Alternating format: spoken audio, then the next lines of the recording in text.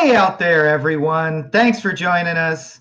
It is 4 p.m. PST on a weekday, and that means it's time for IGN News Live, where we discuss the latest in news, pop culture, entertainment, and so much more.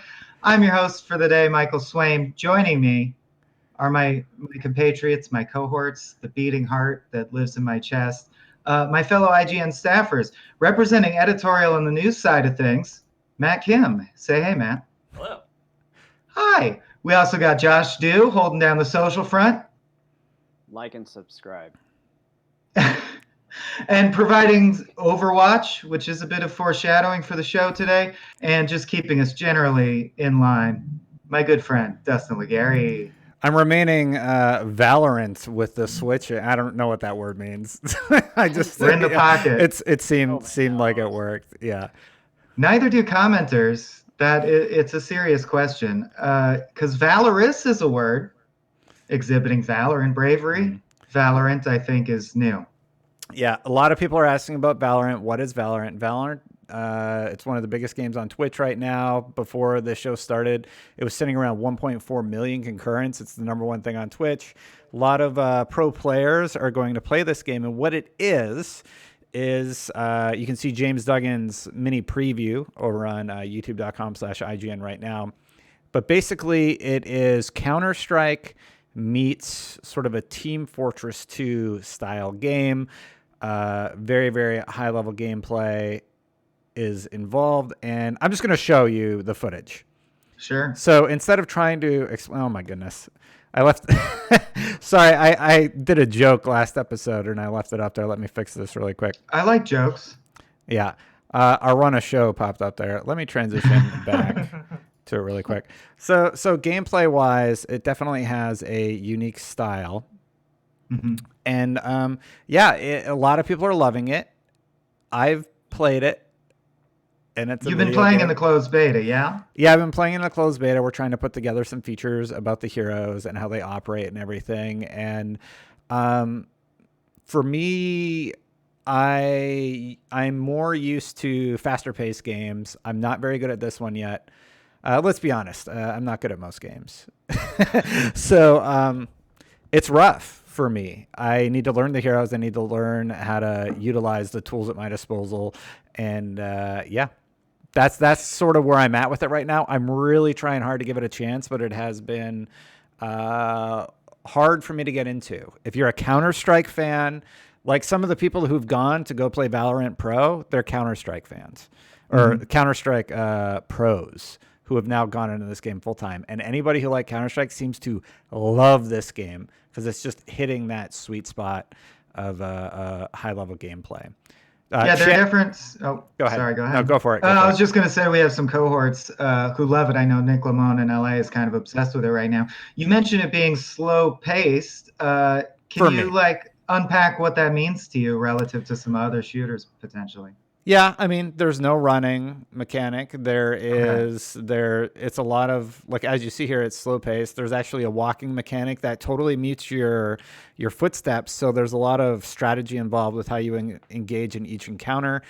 There is this ability. I've used two of the heroes thus far. There's this ability where you can mask parts of the map with like a fog. Right now it's like bomb defense. So basically you're placing a bomb and the other team has to detonate it, or you just kill the whole team, right? Those are the basics of how you play the game. And then there's this plethora of abilities that each hero, I don't know what we refer to them as yet, has at their disposal. Gotcha. And I've seen a lot of people in comments talking about the comparison to Team Fortress, the importance of geometry and angles in it. Definitely. You want to limit how much of your hitbox is visible. You want to really utilize your powers in a smart, intelligent manner. This is Duggan. Duggan really, really loves this game, and he really got a chance to dive in with all the characters. Check out his preview for sure. He's definitely in the loving it camp. I'm still getting my feet wet. Gotcha. Well, Josh, you were saying before we started rolling that we haven't seen a ton of Valorant hype like on our social channels, which is interesting just given that another part of this story is that we saw today and yesterday, and there's a compilation of all the tweets of famous Twitch streamers all essentially leaving Overwatch behind officially and saying Valorant's my new thing. That's what you're going to see on this channel from now on. How do you think that's playing out as far as like that discrepancy with the general interest you see in our comments right now? Most people are asking, what is this? And our audience usually knows what games are well ahead of time, you know? Yeah. Well, I mean, as far as most of our social audience is concerned, they're not. I mean, they weren't even into Overwatch that much in the first place. Every Okay. time we run Overwatch news or stories, it never performs super well. So we've noticed that even if there's going to be a migration of Overwatch players to Valorant, that doesn't mean we'll take any more interest in it on social per se. That could totally change though. If Valorant does seem to be the new hot thing, if it gets even bigger than Fortnite, maybe, then that's something potentially that we can touch. But right now, it seems a little too niche For our audience It seems a specifically. little like for our social audience specifically. Sure. Yeah. But for the wider audience, I'm looking on Twitch right now, still 1.3 million viewers. People are hungry to get into this thing. They want to know more about Valorant. And we'll be providing gameplay coverage and everything on IGN, of course. Yeah, but for me, I'm still getting my feet wet, and I really, really want to give this game a chance. Because I think with a game like this, it's one of those games where eventually you're just gonna click, and then you're gonna get why people are so into it. Like, yeah, Summit, he's this big streamer. If you don't know Summit, Counter-Strike Go player, he is right now on Twitch with 260,000 concurrents watching him play this game. So the yesterday it hit 1.7 million at the peak. So people are watching it be played. Yeah, Dr. Disrespect, Lyric, a lot of names that I recognize from the streamer community over on Twitch right now, and just, you know, owning that corner of the market. It's big. In a broader sense, do we think this is just the era of like the free-to-play multiplayer FPS? I'm wondering how long that is going to be the gameplay mode that we just all prefer to exist within and that the bulk of streamers do. Hey, if you're telling me I can have Call of Duty Warzone, play that for free. By the way, I've been hooked on Warzone lately. A game I never, a game that also a month ago I wasn't that into, and then all of a sudden it clicked, right? I had that moment where I'm like, oh, I get it. Squads are fun. It's fun to engage in these encounters, and it's totally free. Have you won yet? I've gotten 4th. That's my highest this far. I just started this week, so yeah. Averaging top 25. Yeah. I need to do a little bit of work there. having a good time with it. But yeah, free is great.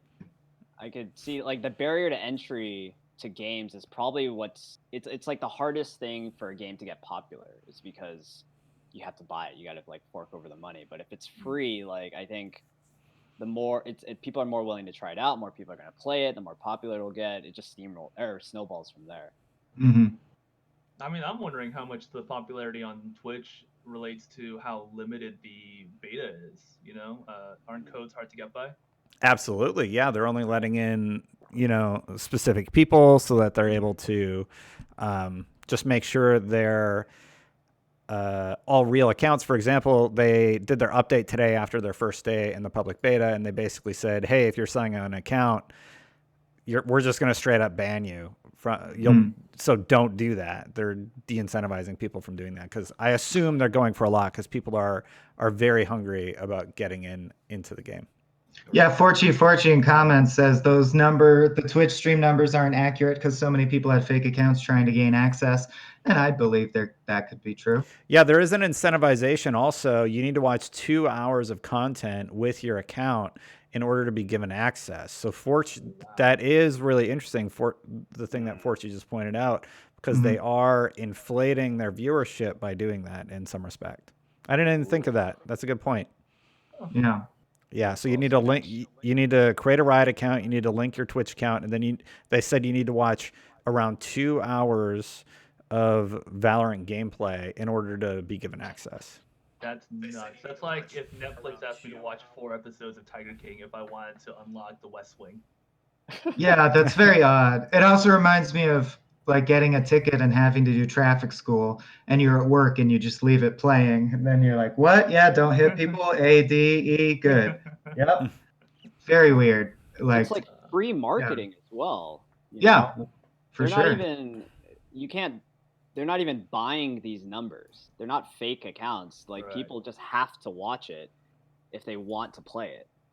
And then because people are watching it, it seems more popular, and everybody wants to play it, and so they have to watch it. And it's just like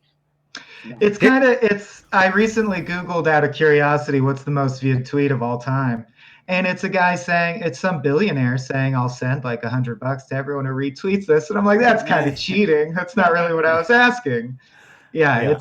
But you know, more power to any team trying to inflate their own hype. If it works, it works. I don't see anything shady about it. Everyone knows what's going on. I mean, I'm curious. I want to get in on the beta only because of how hard it is to get in. And you were saying you're not a big multiplayer. Yeah. If you would have responded to the many posts I put up on all of our channels because Riot reached out to us, I could have easily gotten you in. No, I know that. You asked for write-ups and things, and I just want to play it, not cover your name, your email, and I think that's all they wanted. No, the problem is, Destin, is you made it too easy. You should have said, Matt, you have to write me a 10-page essay, and then you can get this code, and then Matt be like, whoa, like, maybe there's something worth it here. You should have made me watch 2 hours of your personal stream, and then you have to check me out every Tuesday and Thursday, 8 p.m. Pacific, and then you have to link my private YouTube channel at least 3 times in an IGN article. Doesn't matter what word or phrase, anything. Yeah. No, that's really good. The reason I'm very cautious about my phrasing here is because there have been games that I start playing and I'm not really into immediately. And then I like with Warzone, I wasn't really into it at first, and then it clicked. And I think this game has that potential. Seeing what CSGO has done, seeing how big Team Fortress 2 was in the community around that game. And if it's not for me, I think we should still recognize how popular it could be in the long run. Mm-hmm. And all these big name streamers jumping into this game and saying, oh, I'm going to play Valorant Pro or whatever. I don't think it's going away anytime soon. Yeah. I think this is something we're going to be talking about for years. Yeah, definitely. And I also feel like we're almost entering a golden age of, there was a period where FPSs mechanically remained very narrowly the same. And with things like Super Hot and Quantum League, and I'm just very intrigued to see all the ways in which we've sort of revivified the FPS genre by saying, you could put this twist on the mechanic. All we've ever done is try and mimic like what it would be like to be there shooting at someone. I love all the different ways the underlying mechanics can be tweaked. Or you were saying an hour-long session. That sounds a little long for me. I'm exaggerating, but okay. Matches do go for a long time, and this far, that's been my main difficulty with it because I'm not good. I'm dying quickly. I get a kill here and there, but my KD is terrible at the moment. Sure. So yeah, a lot of it's just team communication with a bunch of random people. I don't have a squad because not everybody's in. And that's why I'm almost wondering if it's going to be better as more people get in, because then you're going to be able to play with all your friends. Right. I just reached that click moment with Doom Eternal, and it feels so good. Good enough that I'm like engaging with the game on its terms. I love that moment in FPSs. Should we move on? Doom Eternal, yeah. Yeah? All right. So Stadia, pause for raucous applause and cheering. Stadia, we back, baby. Stadia is kind of sort of free now for a while, but there's a lot of different ins and outs to it. Matt, can you speak to the facts a little bit? Yeah, so Google has announced today that Stadia and Stadia Pro are free. Pro will be free for 2 months, while Stadia's free tier is now available to the 14 countries that it's currently available in.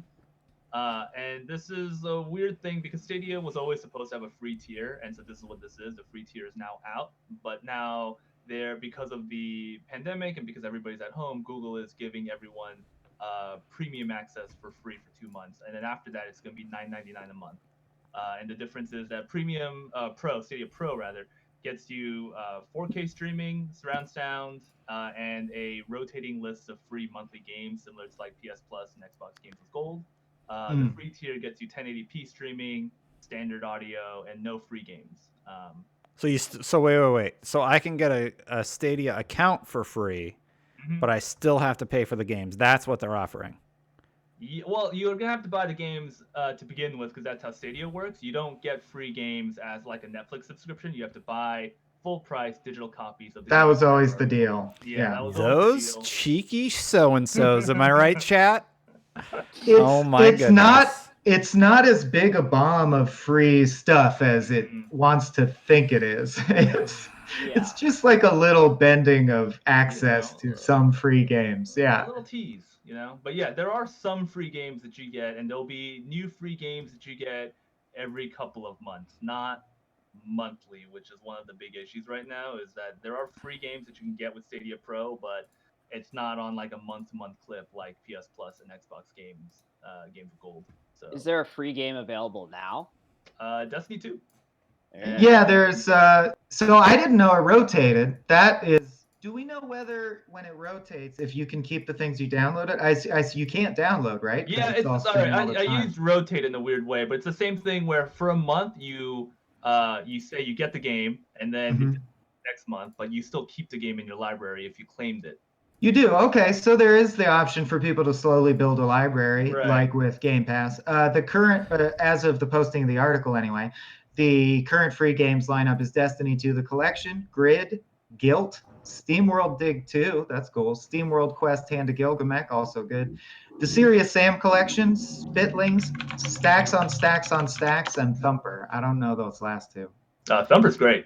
Yeah. Also, okay. I have to check with chat. Chat says I'm low. I raised my volume a bit. I raised your volume also, so now it's double raised. But you're fine. Okay. You're fine. Cool. You were quiet. So yeah.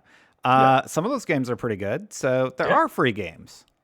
Yes, but the other games, like big ones like Assassin's Creed Odyssey, which is a big major AAA game on Stadia, you have to buy that from the Google Play Store. So you have to pay $60 for that in order to stream it through Stadia. Well, I wonder if you're the type of gamer who's patient enough to have Stadia as your primary platform and deal with any streaming issues you may have in your gaming experience. You might be the kind of gamer who's like, I'll just wait whenever Assassin's Creed Odyssey is in the free rotation, even if it's 2-3 years from now, I'll play it. Yeah.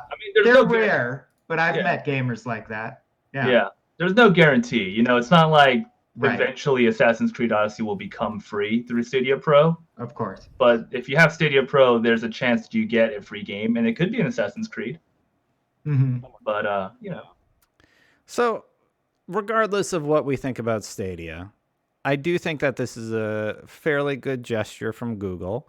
It is going to be nice to play this stuff, as long as people can make the decision to easily withdraw from the service if they choose to.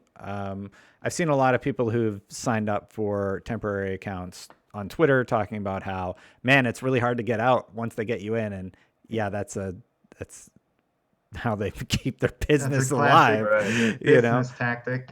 Yeah. So, I think it's pretty cool. I think that Stadia, while not perfect, at least they're going to be offering something for people out there to try out. I mean, I wish they would do better marketing with these free games. Oh, hey. Tell us more, Robot Josh. Oh, sorry, was I lagging out? Yeah. A little bit. I wish someone's on Stadia in your apartment, I think. Yeah. It's that negative latency. Well, I wish they would do a better job, like pushing the idea that these are the games that you can play for free, rather than our service is free, but here are the games that you're going to have to pay for if you want to pay for it. Because right now, like what most studios are doing is like, our game is free. Like, go ahead, the game is free. But when you say Stadia is free, it doesn't really mean anything to a lot of people because they don't even know what you can do on Stadia right now. I think that's a very good point. Their entire sort of PR cycle has revolved around the revolutionary aspects of the technology itself. And if you're coming into the console market, we've seen time and again that the most common way of viewing things is tell me what list of games you have when you have a list of games. There are plenty of gamers that care about the other aspects very much, but your average console consumer, and I think Stadia could have learned from that coming in, is like, just wake me when you have the list of games I'll be able to play, and I'll decide. Well, they do have it, thankfully. They do. Yeah, But they haven't IGN.com. pushed it. Yeah. Mhm. And they're all like, most of them are old games as well. Like if you wanted to play these games, you probably would have got it by now. Yeah. And so I was like, I hadn't played Assassin's Creed Odyssey yet. I didn't have the time, but I was always interested in playing it. If that was the free title, that would really entice me to go try out Stadia. But it's not. It's $60. So if it's $60, like, well, I can't confirm if it's $60. I haven't checked the price on Stadia. But if I had to buy it on Stadia, I'm just gonna buy it for my PS4. You know. Chad is asking, what is Stadia? I mean, if the commercial didn't make it clear enough, you can... Again, they don't make it very clear. Well, basically, it's a service where you can sign on to a browser on any device on your iPhone. It'll work on your iPhone. It'll work on your desktop. It'll work on... I don't think it works on iPhone. I have it on my iPhone. Oh, okay. I heard it did. Sorry. Yeah. It does. But it launched only on Pixel phones, but then they expanded it. They eventually expanded it. Anything that runs Chrome, though, basically. Yeah, basically, you can run it with a Chromecast on your television if you want to run it there. And then you play video games over the internet. That's the long and the short of how it functions. There's other services like this. I believe NVIDIA Shield is one of them. And Chad is talking about xCloud. xCloud is in limited release right now. It's also on Android and also iPhones. It looks like we had some commenters who had some stuff to say on the run of show there. Josh, do you want to take us through those? Yeah. I mean, I gotta switch the wrong way. Sorry. They exist. They're there. Yeah. Blanco 8x8. It's not even worth it when it's free. You have to be a non-existent gamer who somehow doesn't have a gaming PC or console to see the value in this thing. It's like selling sand at a beach.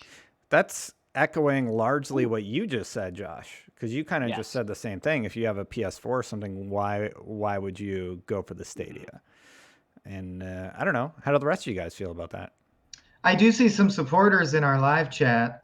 Just to be fair, people saying I tried it, I liked it, the hate is unwarranted. I also wanted to answer Joaquim Eldre, who says, what's up with the title of the episode today? It's free, not just for a bit. That's in reference to a caveat I always want to give, which is it's free to do the pro, to be in the pro tier right now. But in 2 months, if you don't proactively opt out, the presumption is they'll keep auto charging you. That's what we mean by for a bit. People should be aware that you got to opt out. Yeah, but otherwise, there is still the free service. There is still a the free tier exists and will always exist, presumably, for as long as Stadia exists. Yeah, so well, maybe that's another. Yeah, maybe that's on us. Maybe I should have been clear in the thumbnail and with the pun of Google Stadia Pro is free for now, right? Yeah. The other thing about Stadia that I didn't realize until this morning when I read the news was you can use other controllers for Stadia.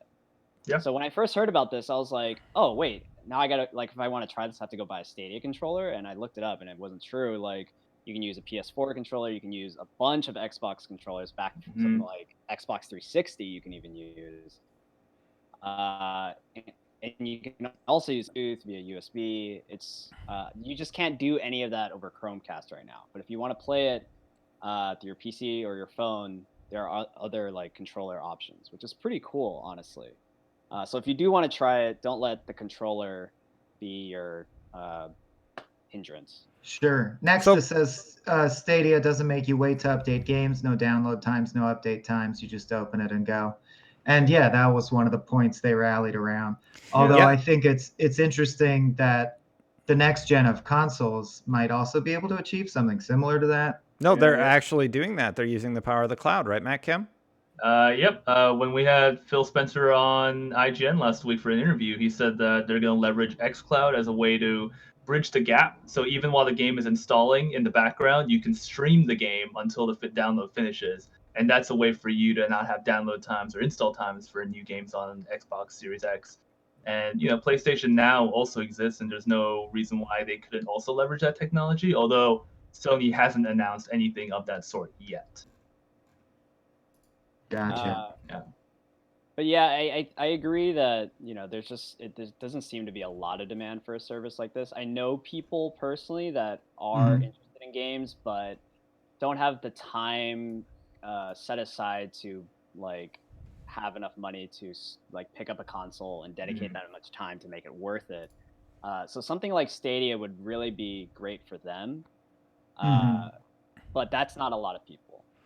Unfortunately, I think the core gaming base is like people that want to have a physical console, want to have a physical PC, and just run their own stuff and not have to rely on this cloud service type thing. Something people in chat should know, and Luke, thank you for asking chat and pointing this out, because a friend of mine also brought it up. This is being rolled out over the next 48 hours. So if you are trying to get into the Google Stadia program, like a lot of my Destiny friends have wanted to try trials on Stadia because you can't really hack on the Stadia platform, at least, and there's been a lot of issues with Destiny lately. Regardless, yeah, it's a 48-hour rollout, so sometime in the next few days you should be able to get in if you haven't been able to get in yet. What's cool is Google essentially gave everyone with a Gmail account access to a current gen console. Yeah, that's true. Fair point. During this time, during this shelter-in-place period that we're in, which is the unfortunate, but yeah, the library of exclusives is small. So everything, if you already have an existing console like all of us do, the incentive's pretty low. But if you have nothing, if all you have is a Chromebook, then you just got yourself a free way to play Destiny.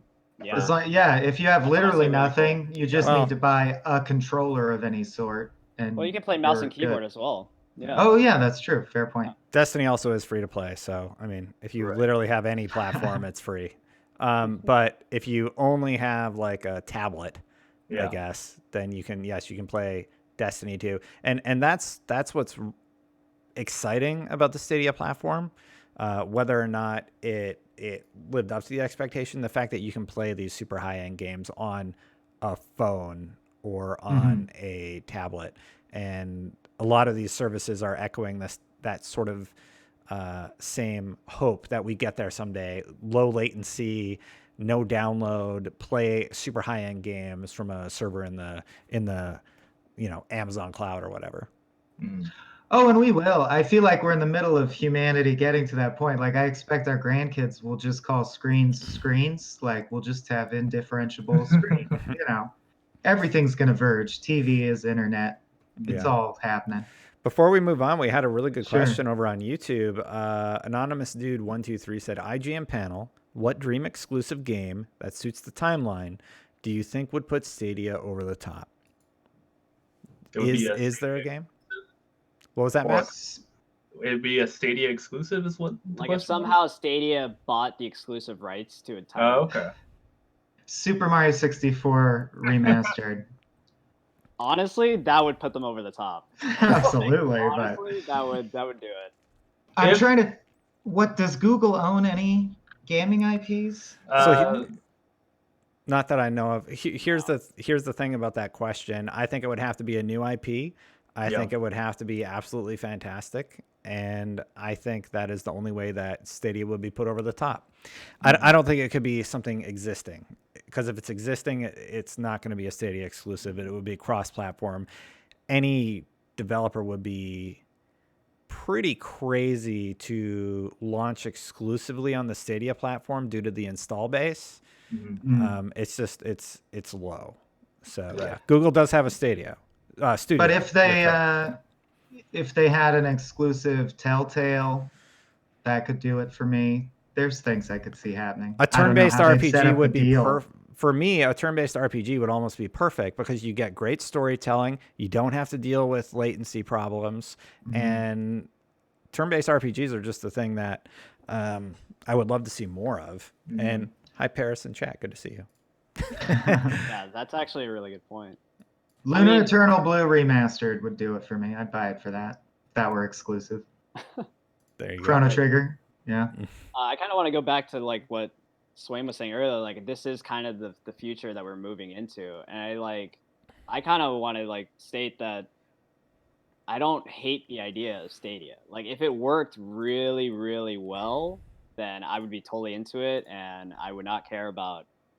I would not like be interested in buying the PS5 or the Xbox Series X if it worked really well. But if it doesn't work that well, then it's just like, why bother? You know? Right. But it will eventually. So Google's just trying to get in early and ride it out. Yeah. Sure. Yeah, but I mean, but at the same time, there are companies like Microsoft that are also exploring the technology, but are also giving you the option to play, you know, traditionally with the disc and an install and stuff like that. So you can get both, whereas Stadia will only ever have digital streaming until they put out a. You think it's gonna be like people who have consoles will be like the hipsters of gaming in the future? Like, oh no, I only play analog discs. You know, look at the rainbow on that shine on that. Like disc. people who own record players. Yeah, exactly. Yeah, like video game discs will go the way of vinyl. Right. And like everybody's just streaming their games, and like nobody buys. All our kids are using like Spotify, and they're calling us like old dinosaurs because we still have like a dusty PS6 lying in the background. Yeah, and you like have a library of games, whereas people are like, no, just like go unlimited streaming with like your. That would be awful. Good job, Destin. Also, yeah, it makes me wonder because it's already crazy that the save button in like Microsoft Word is the floppy disk icon. What about when no media is physical? Like there will be a generation of humans who are like, what is the icon for saving a Word document? We don't have paper or CDs or, you know what I mean? Yeah. Oh, I have seen you know, younger students who didn't know what the floppy disk icon was, so somebody like showed them a floppy disk and they're like, it was based off of this is how we used to save files. And it's just neat it's neat for me to see that generational gap where they don't even connect the the restrictions that we had to deal with growing up. I know a 10-year-old who doesn't understand why the green button to answer a cell phone is shaped like that. Like, what is that bulbous thing? That's funny. That's funny. Yeah, I wonder if the save icon will ever change. We'll see. It's kind of grandfathered in at this point. It's already like, I know, right? Makes like, no sense. Yeah. Like it might get to a distant future where people just know it as the save icon, and no one remembers. Well, I'm feeling the shadow of my own mortality. Let's move on. We're gonna die. No. We're gonna. All right. Save now. Save it. Some good news. Amidst more delays than you can shake a stick at if you were going to choke a horse with it. CD Projekt Red has tripled down, I think, if you're counting by this point, that their release schedule, they believe, will roll out as planned. And I got to tell you, at this point in my gaming life, this is like the lighthouse shining through the store. This is all I have to hold on to. So that's great to hear. And in related news, we also got a sneak peek at all of the logos for the various factions you will presumably ally with or oppose in the game. And they're pretty cool. So let's talk about all things Cyberpunk 2077 for a bit. Did you guys see the tweet talking about the timeline? The timeline was actually from their most recent financial quarter briefing. Every financial quarter, companies put out statements and details about how much money they made, how good their company's doing, stuff like that. And so that's where the detail came in from, where the CEO of CD Projekt announced that they're still committed to the September release date for Cyberpunk 2077. Okay, so it's shareholder facing. So that's an important lens to view it through. Because I was noticing it flexes super hard. It was like the statements like, as you can see, Witcher 3 sold all of the units in the world. So you're welcome. Yeah, that would be a weird thing to put into. That would be a weird thing to like combine with a GIF for like a social post. You know, this was for investors who were wondering whether or not they should invest in CD Projekt Red next quarter. Okay, but of interest to the consumer, absolutely, especially at a time when everything is shutting down. What was someone saying about the Batman before we started taping? Because the last I had heard, Batman had ceased filming indefinitely. It has. All Warner Brothers Okay. productions had ceased production. Yeah. Okay, gotcha. On the logo front, I'm actually Mhm. able. I'm just gonna bring them up here for you guys, great. so that we can sort of go through them together. Yeah, let's do them one by one. Yeah, we're Has starting. Has anyone with, played the tabletop? No, That have you? Oh, okay. So No, we're- but I know a couple people in the office has. JR definitely has. Yeah, and I think they're trying to run a campaign with the staff, or there were plans to do that before we had to leave the office. So I actually don't know if that's Yeah, I sort of played the tabletop like when they announced it years ago. It's pretty fun. I don't feel like I got a good grasp of the world or anything, but it's neat. It's futuristic, and I'm actually super excited about this game. So the logo. Yeah, I'll go through the logos. You guys just enjoy conversations. What is this one? What's this first one? 6? It's a Sixth Street. A Sixth Street is what it's 6th called. Street. Yeah. All right. So it's got the football grease under the eye and the flag. So I'm guessing they're like good old boy American patriots. I like guessing what the factions are going to be like. No. Yeah. What's They their did- faction name again? They're called Sixth Street. So I have the list up, so you can just go through them, and I can pair with the image. They CD Projekt only revealed the backstory for one of them, which we'll get to when we get there. But this is Sixth Street, unknown origins, but yeah, very American, I guess. Mm-hmm. Yeah. Very patriotic. Next up, I have Animaus up. Mm-hmm. Do you have any info about Animals, that one? I think. No, so we have Oh, the backstory. animals. Animal. I just can't read. Sorry. Animals. It's based Animals. No, we have the backstory for Moxies, the Moxies. But Well, okay, yeah. There, I brought up Moxies. I skipped ahead. okay. It's Moxies. Although there have been gameplay breakdowns where you can glean some of this stuff. I think they're your classic like crazy street thugs, but I could be wrong. Matt actually knows. Matt, why don't you tell us about the Moxies? Okay, well, the Moxies, according to CD Projekt, is formed in 2076, so a year before the game takes place. After the death of Elizabeth Lizzie Borden, a strip club owner and ex-prostitute who treated her workers fairly and defended them from violent clients. The Mox refers to themselves as, quote, those who protect working girls and guys from violence and abuse. Huh.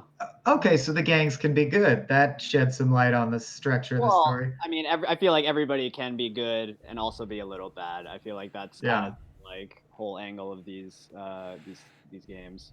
That's what I know about you, Josh. Yeah. You're a little bad. This reminds me of, do you guys remember the Tin Lizzies from the Warriors? Oh, yeah. Yeah, or the, I just love the idea of gangs that all go home and pick out matching outfits to go do gang stuff. What was the name of the gang that was in the demo? The latest like The gameplay? Boys, something Boys. The Voodoo Boys. Voodoo Boys. I have their logo up now. I assume it's the V with roses. No, that is the Valentinas or something. Something Yes. Valentine Really? related. Yeah, that's the Valentinas. The one you did right before this, the blue one. It has a. It's called. Oh, that makes more sense. Yeah. I only have venereal images. diseases, yes. Oh wait, yeah, okay. There you go. Yeah. The one that Valentino's. looks like, This is Valentino's. Yeah. This one is Tiger Claw Gang. I want that as a shirt. The Tiger Claw Gang one looks awesome. Yeah. Great. For sure. Yeah, these logos are pretty cool. So I'm super stoked that this robot one is Maelstrom Gang, and then Animals, and the one we started with, the sixth whatever. Sixth Street. Come on. Yeah. Although, as someone pointed out in work chat today, it is impressive that street gangs, have such a flair for graphic design. Like the robot skull with the blood dripping down. That's so well composed. Someone in that gang needs to get out of that life. That's so marketing. true. Yeah. Swain, graphic design is their passion, okay? Yeah. They just get pulled back to this hacking life. I don't think it's that weird. Like, I think a lot of street gangs, they do a lot of ink and things like that often, and a lot of it's very impressive. That's true. So imagine a futuristic world where, you deal in these pseudo realities where you're not even in like a physical space. You're actually like jacked into the web and stuff like that. Yeah. They probably Destin do their rapping for tattoos, the like during like in InDesign. Like they're using computers to like just instantly put your tattoo on. You know, you're right. I Google searched real street gang logos, and some of them are pretty impressive. Yeah, well, a lot of them get their start tagging. You know, That's so, it's clear that they tag her in the gang. Like it's like I'm gonna show you some options. We'll get a lookbook together. All right, this is our gang logo. Great. I think it's a very important aspect of you know, your gang identity. So I feel like I would put a lot of effort into it if I start, you know. So making Let's all these do it, guys. Let's start do it. Let's start it. This is it. So making all these correlations, just talking, it's really neat that the gang at CD Projekt Red made the same correlations and sort of futurized and went this route with them. And everybody's excited for Cyberpunk, right? Is anybody in chat like Cyberpunk is not for me, or anybody on this panel like, yeah, I'm gonna pass on Cyberpunk, the biggest game of 2020? Yeah. From like the best developer in the last, decade. Well, I mean, The Last of Us 2 might come out in 2020. So no, it might. I hope so. I hope it does. Yeah. I mean, if you asked this question last week, I would have said, it would be a tough call, but Cyberpunk, I am quite excited for it. I'm cautiously optimistic just because I can't wrap my brain around what they're promising. It seems like I've seen enough like game trailers and stuff to curb my expectations when something seems too cool.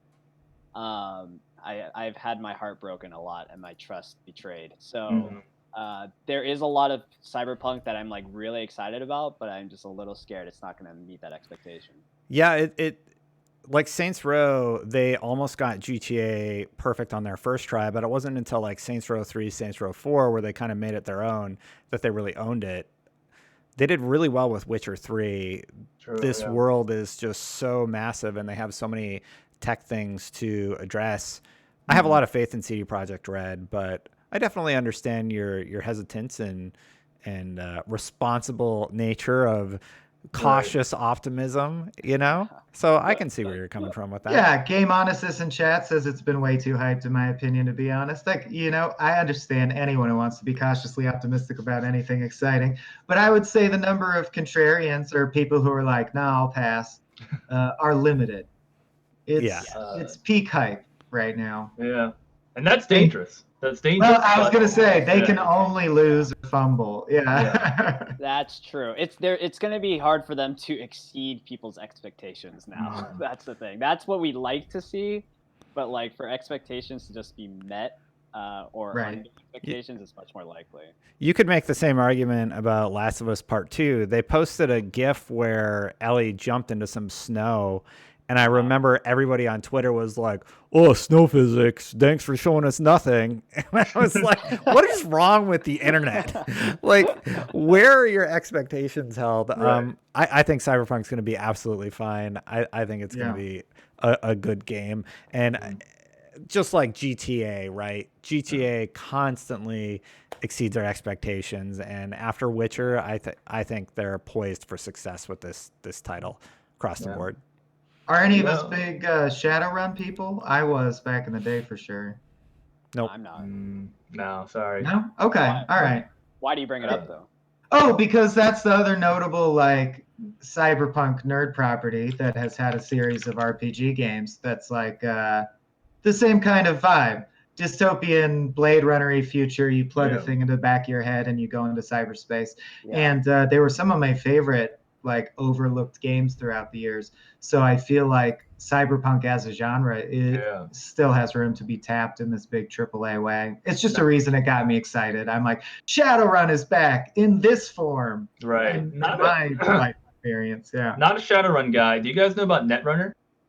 Oh, the card game? The card game, yeah. So Memories just flooded. I haven't thought about that in 10 years. We Holy gotta play. crap. I'm so into Netrunner. So Netrunner is a card game. It was originally designed by Richard Garfield of Magic fame for Wizards of the Coast. I played a variant that was adapted from that version called Android Netrunner, which is a Fantasy Flight game. And that was a sort of like update, like re-envisioning of the similar Netrunner system, but within Fantasy Flight's Android Cyberpunk universe. Yeah. It's great. It's got, one side plays hackers, the other side plays a corporation, and it's asymmetrical. So one side has to hack into a corporation deck when the corporation deck has to do their best to like put up firewalls and prevent the hacking. It's such a great card game. We got to play, definitely. Yeah, that's a great game. That's great. I think CD Projekt Red will nail this like cyberpunk tone of this game. I think without a doubt, it's gonna nail it. My only like concern is like the gameplay part, I guess. Mm-hmm. And I don't know. Like every time I think about overhyped games and then not meeting its potential, I think of Watch Dogs and that first trailer that they revealed. Oh man. Oh, you remember that, right? I do remember that. The most gorgeous lighting, like the coolest like hacking. You're like, oh man, I'm gonna be so stealthy. And then the game came out, and it was not like that. I felt that way about Infamous. Yeah. Promised a lot more than you ultimately got. Right. Yeah.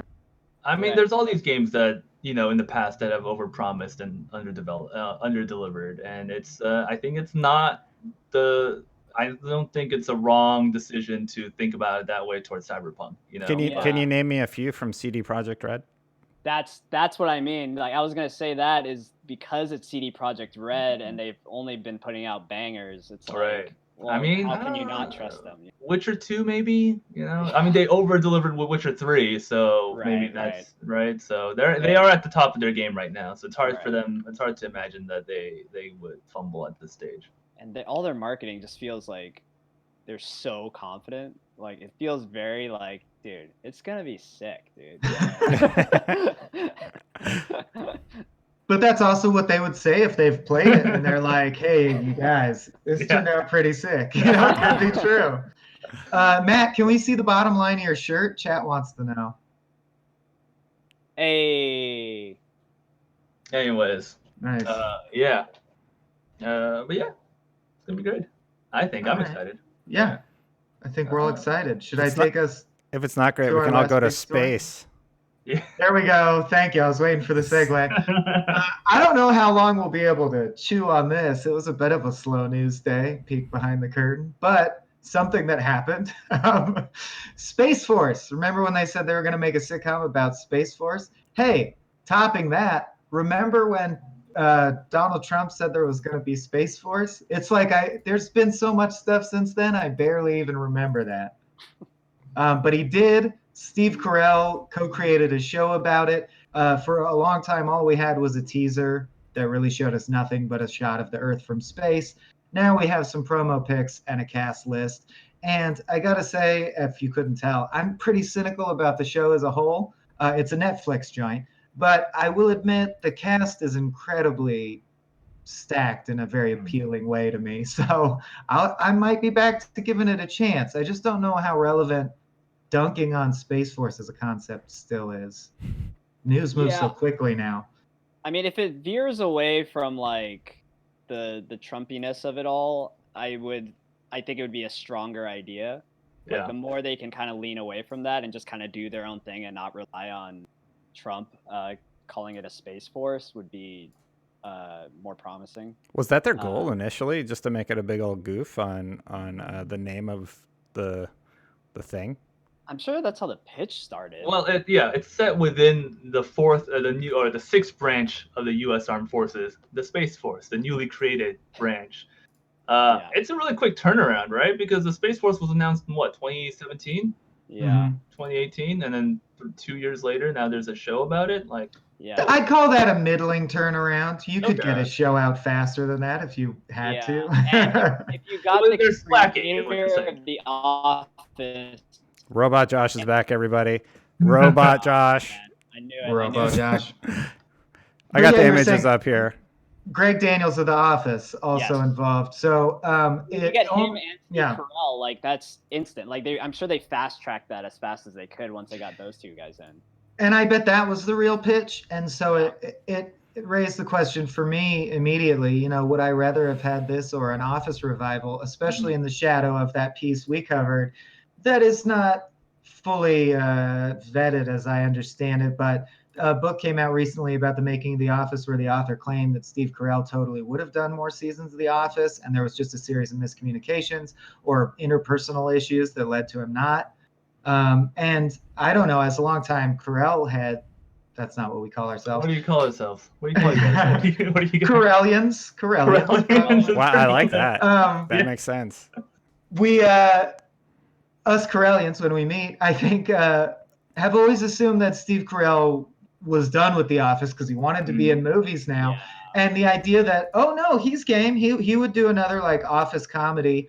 It makes me ask, wouldn't you rather it was an Office revival, or are we done with that? And I'm Right. just being nostalgic, and it's fine that it's new. Well, as someone's only ever watched 6 episodes of The Office total. There you go. But I like Steve Carell, and I like the 6 episodes I've seen, so I'm down for this. Have you seen The Way Back with Steve Carell? Very, very good. He's great. Is that he plays the dad, right? The stepdad? He plays a stepdad, and it was right on the heel because you hate him so much. I didn't know he could be like such a jerk. Yeah.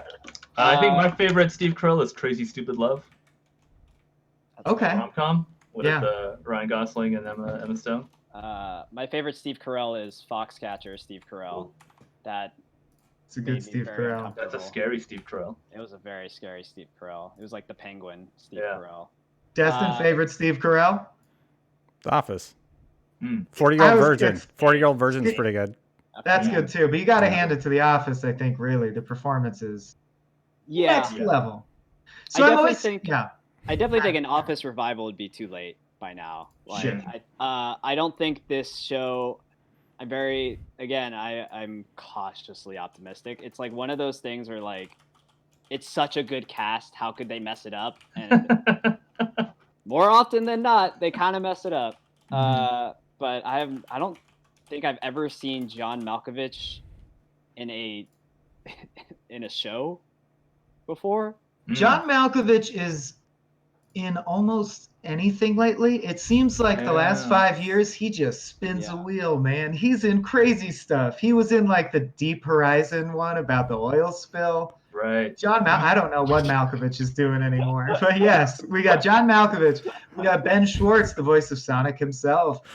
Jimmy O. Yang, Diana Silvers, and Lisa Kudrow, who is consistently underrated, like always turns in stellar performances in everything she's in. Yeah, I heard her show is really good. The comeback is great, mostly because of her performance. Yeah. So like a ton of heavy hitters. One of the images shows Dan Bacadal, who's the bald gentleman on the right.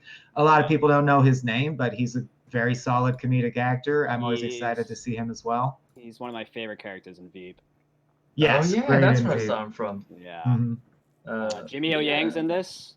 Yep. That's a good one. Asia. Represent. Right. So let's score one for the You guys can't forget John Ralphio. Ben Schwartz, Sonic the Hedgehog. Give it the second name. Come on. Yeah, but you didn't say his. Yeah, you were busy burning me on the freaking stream. I got important work here. Yeah, he always brings the energy. I also was wondering, what do you guys think the odds are? We can't speak to this. This is irresponsible journalism. Matt, stop me. What do you think the odds are that there's going to be a real Space Force? I haven't heard anyone talk about it in a long time. It's a real thing. But I know he said heretofore there is Space Force. Are there people like signing up and getting jobs and working in Space Force? This sounds like some embed journalism that you can do. All right. Okay. You should sign up. If IGN will pay for it, I'm going to go sign up for Space Force. They have a website. Yeah. Can you enlist? How do I join? I'm at the Space. Oh, it links you to join the Air Force, and you'll and soon there will be Space Force. We promise. So Got bad news for you. I think you. I don't know how old you can join the military, but I think you might be too old. Oh, It's not an ouch. ageist thing. I think there is actually a cutoff for the Excuse age me, that sir. you can join. Come Swaim on, is a pull it, dude. sprightly 26. Why are you burning it? Burn Matt. Make it even. Come on. I'll have you know, I Get us all. can't even run for president for 4 more months. Wow. So how dare you, sir? Well, you could be the president No, I can't. Not yet. You have to be in 4 35. months. In 4 months. In In 4 months, you can be president. Right. Thank you for your vote of confidence. The maximum age is 35 for the military. I was right. Okay. That wasn't We a got 4 months burn. to sign That was up. a statistical. That was a Statistical. statistical We're gonna say informationist. This is how we get him back. This is how we get Destin back. Guys, what do you think the statistical estimate is here on I deserve our this. audience liking the show? Yeah. Lovelight says we should be careful about weaponizing space. It's true. Seems wise. That seems true. You Yeah. don't know what's out there. This subject does seem a little like touchy for a comedy. The Office was like pretty harmless because it's just so small scale. But if you're talking like government stuff and especially a branch of the military, I don't know if we can have the same level of like wackiness Right. as The Office. You know.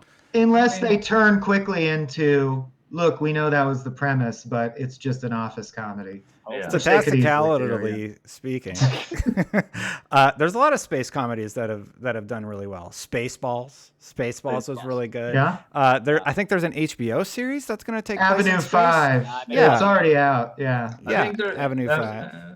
I haven't it's seen fine. it.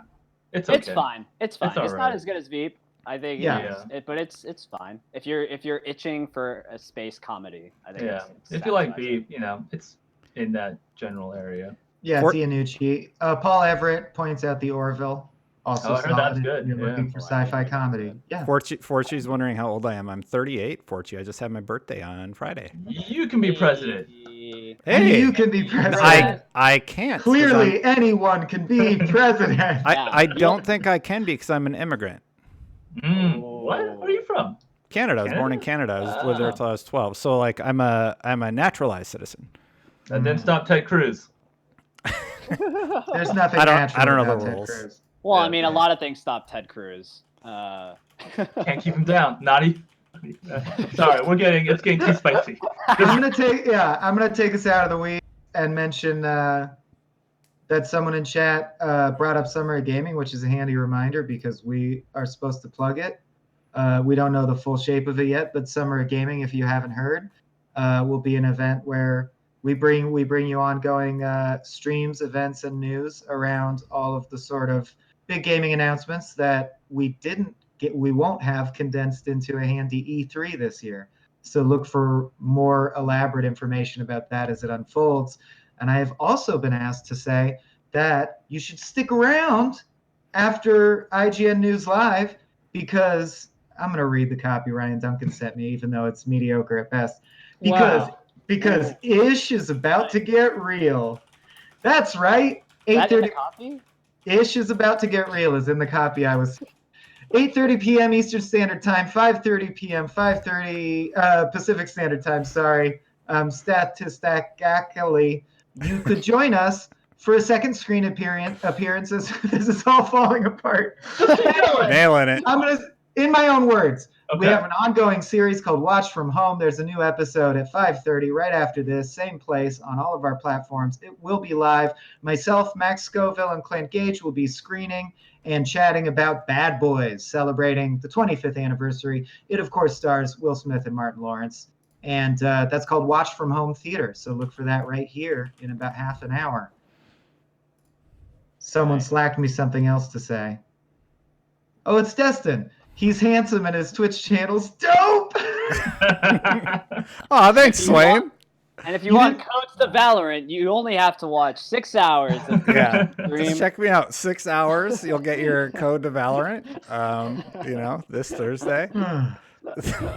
But yeah, He's not playing Valorant. He's just sitting here doing this show for 6 hours.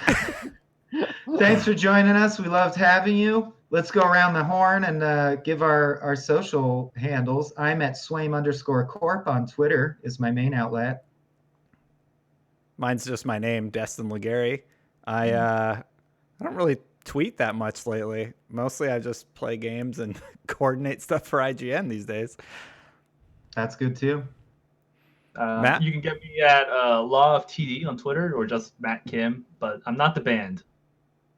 What does TD stand for? It's a law of thermodynamics. It's an old reference for an old. I mean, very old. Yeah. I mean, you can see my work at twitter.com/IGN. It's true. Spoken like a true social director. Awesome. Yes. All right. Well, Don't tell Zach So- you said that because I'm not the director. a true social maven, Okay. social guy. I'll And now we shall fade away, only to return another day, tomorrow afternoon, same time, same. See you next time on IGN News Live. Bye. Bye for now. Goodbye.